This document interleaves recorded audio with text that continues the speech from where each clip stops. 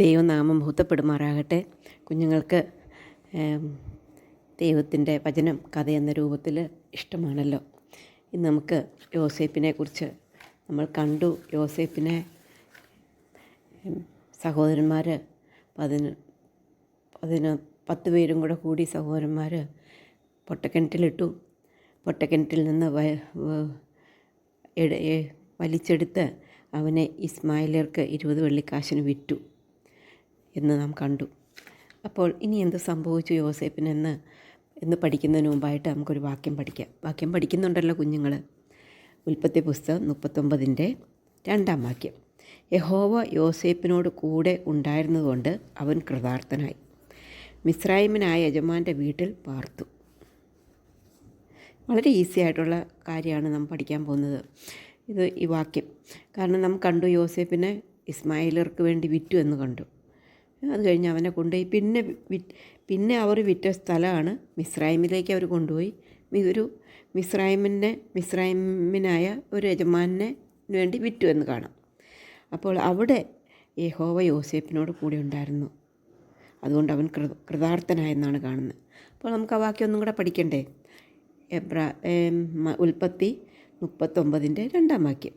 യഹോവ യോസേപ്പിനോട് കൂടെ ഉണ്ടായിരുന്നതുകൊണ്ട് അവൻ കൃതാർത്ഥനായി, മിസ്രയീമ്യനായ യജമാൻ്റെ വീട്ടിൽ പാർത്തു. കുഞ്ഞുങ്ങളെ, നമ്മോട് കൂടെ യഹോവയുണ്ടെങ്കിൽ നാം കൃതാർത്ഥരാകും. എന്ന് വെച്ചാൽ നാം ജയിക്കും, നാം സന്തോഷമുള്ളവരായിട്ട് തീരും. യഹോവ നമ്മോട് കൂടെ ഉണ്ടെങ്കിൽ നാം എന്തായിട്ട് തീരും? നാം കൃതാർത്ഥരാകും എന്നാണ് ദൈവത്തിൻ്റെ വചനം പറയുന്നത്. അപ്പോൾ നമ്മോട് കൂടെ യഹോവയുണ്ടെങ്കിൽ നാം ഏത് സാഹചര്യത്തിലായിരുന്നാലും എന്തുണ്ടാകും? ഏത് സാഹചര്യത്തിലാണ് നാം ജീവിക്കേണ്ടി വന്നാലും നമ്മൾക്ക് ഭയപ്പെടേണ്ട ആവശ്യമില്ല. യഹോവ നമ്മോട് കൂടി ഇരുന്ന് നമ്മെ നടത്തും. അപ്പോൾ നമുക്ക് ആ വാക്യം ഒന്നും കൂടെ പഠിക്കാം. ഉൽപ്പത്തി പുസ്തകം 39-ന്റെ 2-ാം വാക്യം. യഹോവ യോസേപ്പിനോട് കൂടെ ഉണ്ടായിരുന്നതുകൊണ്ട് അവൻ കൃതാർത്ഥനായി, മിസ്രയീമ്യനായ യജമാനൻ്റെ വീട്ടിൽ പാർത്തു. യോസേപ്പിൻ്റെ സഹോദരന്മാർ യോസേപ്പിനെ ഇസ്മായിലർക്ക് വിറ്റു. അവരുടെ കയ്യിൽ നിന്ന് ഫറവോൻ്റെ അകമ്പടി നായകനായ പൊത്തിപ്പേർ എന്ന മിസ്രയീമ്യൻ യോസേപ്പിനെ വിലയ്ക്ക് വാങ്ങി. അവൻ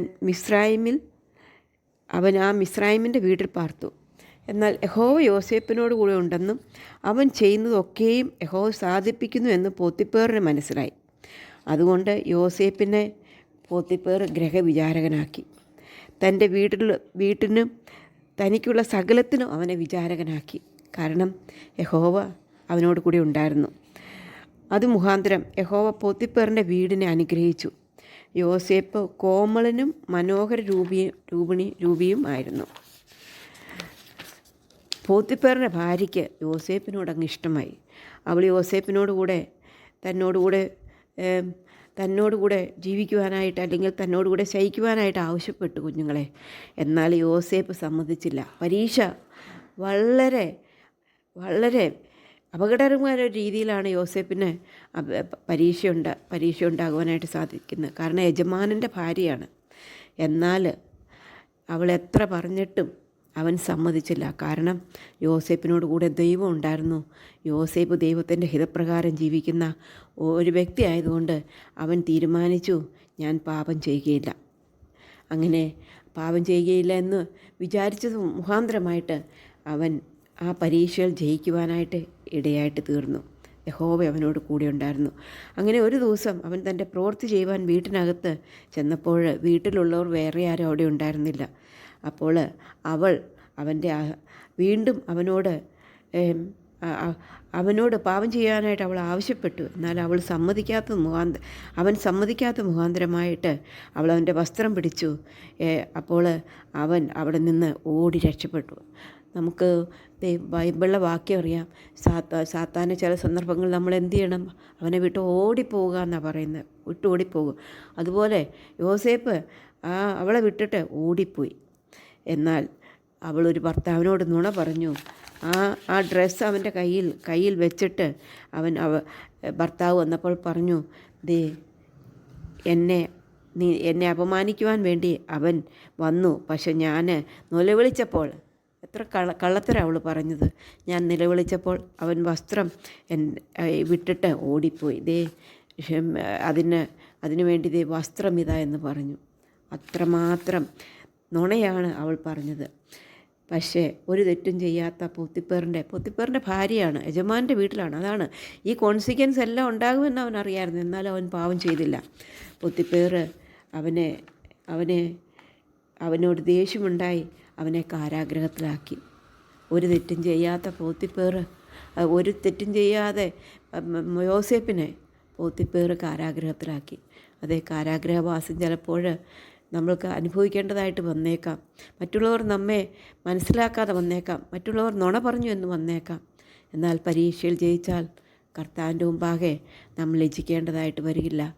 നമുക്ക് അങ്ങനെ ഇന്നിപ്പോൾ യോസേപ്പ് കാരാഗ്രഹത്തിലാണ്. എന്നാൽ അതാണ് നാം പഠിച്ച വാക്യം. യോസേപ്പ് കാരാഗ്രഹത്തിലാണ്. യോസേപ്പ് കാരാഗ്രഹത്തിലാണെങ്കിലും യഹോവ യോസേപ്പിനോടുകൂടെ എല്ലാ സമയത്തും ഉണ്ടായിരുന്നു. പോത്തിപ്പേറിൻ്റെ വീട്ടിൽ യോസേപ്പിനോടുകൂടെ കർത്താവ് ഉണ്ടായിരുന്നു എന്ന വാക്യമാണ് നമ്മൾ പഠിച്ചത്. അതുകൊണ്ടാണ് അവന് പരീക്ഷ വന്നപ്പോൾ ജയിക്കുവാനായിട്ട് സാധിച്ചത്. നമുക്ക് ആ വാക്യം ഒന്നും കൂടെ പഠിക്കാം. ഉൽപ്പത്തി 39:2 വാക്യം. യഹോവ യോസേപ്പിനോട് കൂടെ ഉണ്ടായിരുന്നുകൊണ്ട് അവൻ കൃതാർത്ഥനായി മിസ്രയീമ്യനായ യജമാൻ്റെ വീട്ടിൽ പാർത്തു. അവൻ കൃതാർത്ഥനായി. അവന് മറ്റുള്ള അനുഗ്രഹങ്ങൾ കിട്ടി എന്നുള്ളതുകൊണ്ട് വീണ്ടും അവന് ഉപദ്രവവും കഷ്ടതയും ഉണ്ടാകുകയില്ല എന്നതിനർത്ഥമില്ല. കഷ്ടതയുണ്ടാകും, കണ്ണുനീരുണ്ടാകും, മറ്റുള്ളവർ നമ്മളെ പരിഹസിക്കും, മറ്റുള്ളവർ ഇല്ലാത്ത വചനം നമ്മെക്കുറിച്ച് പറയും, ഇതെല്ലാം ഉണ്ടാകും. എന്നാൽ ആ സമയങ്ങളിൽ ദൈവം നമ്മളെ വിട്ടുപോകുന്നില്ല. കർത്താവ് നമ്മളോട് കൂടെയുണ്ട്.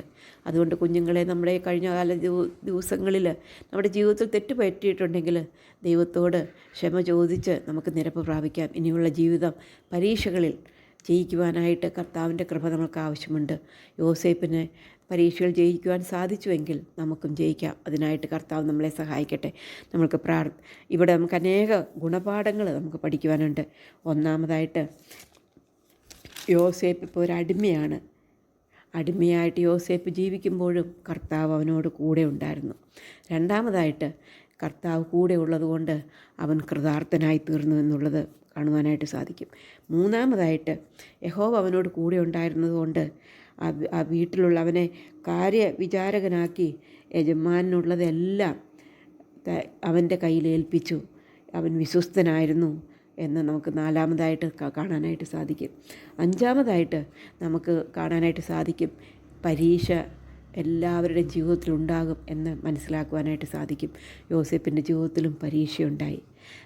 ആറാമതായിട്ട് നമുക്ക് കാണാതെ പരീക്ഷയിൽ ഒരു പോറിലും ഏൽക്കാതെ ജയിക്കുന്ന യോസേപ്പിനെ കാണാനായിട്ട് സാധിക്കും. ഏഴാമതായിട്ട്, അവനെ കഷ്ടതയുടെ യഹോവ കൂടെ ഉണ്ടായിരുന്നു, അവൻ വിശ്വസ്തനായിരുന്നു. എന്നാലും അവൻ കാരാഗ്രഹത്തിൽ പോകേണ്ടതായിട്ട് വന്നു എന്ന് നമുക്ക് കാണുവാനായിട്ട് സാധിക്കും. അപ്പോൾ നമ്മുടെ ജീവിതത്തിൽ ഇത് മനസ്സിലാക്കിക്കൊണ്ട് ജീവിപ്പാൻ കർത്താവ് നമ്മളെ സഹായിക്കട്ടെ. നമ്മൾക്ക് പ്രാർത്ഥിക്കാം. സ്നേഹവാനായ ദൈവമേ, നല്ല സമയത്തിനായിട്ട് സ്തോത്രം. ദുഷ്ടം നിറഞ്ഞ ലോകത്തിൽ ജീവിക്കുമ്പോൾ നിൻ്റെ കൃപ ഞങ്ങൾക്ക് ആവശ്യമുണ്ട്. കർത്താവെ, ഞങ്ങളോട് കൂടെ എപ്പോഴും കർത്താവ് ഉണ്ടാകത്തക്ക രീതിയിൽ ജീവിപ്പാൻ ഞങ്ങളെ സഹായിക്കണം എന്നോട് പ്രാർത്ഥിക്കുന്നു. എന്നാൽ ഞങ്ങൾ കൃതാർത്ഥരാകും. കർത്താവ്, നീ ഉണ്ടെങ്കിൽ, അങ്ങുണ്ടെങ്കിൽ ഞങ്ങൾക്ക് ഭയപ്പെടേണ്ടത് ആവശ്യമില്ല. ജീവിതത്തിൽ പരീക്ഷകൾ വരുമ്പോൾ ജയിക്കുവാൻ നിൻ്റെ കൃപ നൽകണം. തോറ്റുപോകാതിരിക്കാൻ ഞങ്ങളെ സഹായിക്കണം. ഞങ്ങളുടെ മാതാപിതാക്കന്മാരോടും പ്രിയപ്പെട്ടവരോടും കൂടിയിരിക്കണം. പ്രാർത്ഥന കേട്ടതുകൊണ്ട് സ്തോത്രം. യേശു കർത്താവിൻ്റെ നാമത്തിൽ താഴ്മയും വിനയമായിട്ട് അപേക്ഷിക്കുന്നു. ആമീൻ. കുഞ്ഞുങ്ങൾക്ക് കഥ ഇഷ്ടമായെങ്കിൽ എന്ത് ചെയ്യണം? ഷെയർ ചെയ്യണം, സബ്സ്ക്രൈബ് ചെയ്യണം. ബെല്ലൈക്കണിൽ കൈയമർത്തുമ്പോൾ ഓൾ എന്ന പ്രൊവിഷനിൽ കൂടെ കൈയമർത്തണം. Okay, bye bye. May God bless you all.